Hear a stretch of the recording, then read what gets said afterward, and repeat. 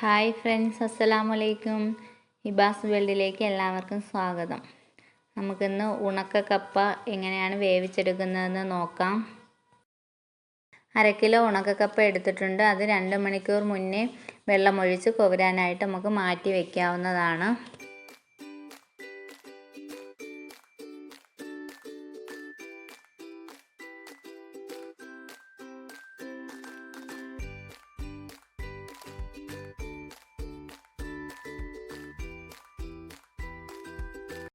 കപ്പ നല്ലതുപോലെ കുതിർന്ന് കിട്ടിയിട്ടുണ്ട്. അത് 4-5 വെള്ളത്തിൽ കഴുകി കുക്കറിലിട്ട് കൊടുത്ത് ആവശ്യത്തിന് വെള്ളവും ഒഴിച്ച് വേവിക്കാനായിട്ട് വെക്കാം.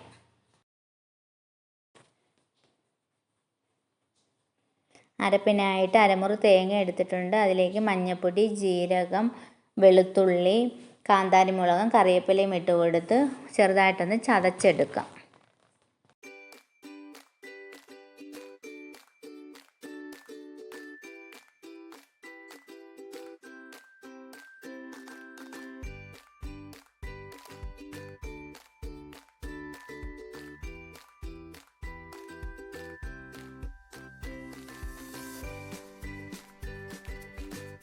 കപ്പ നല്ലതുപോലെ വെന്ത് കിട്ടിയിട്ടുണ്ട്. ഞാനൊരു 6 വിസിൽ കേൾപ്പിച്ചിട്ടുണ്ടായിരുന്നു. വെള്ളമൊക്കെ ഊറ്റിക്കളഞ്ഞ് ഞാൻ മറ്റൊരു പാത്രത്തിലോട്ട് ആക്കിയിട്ടുണ്ട്.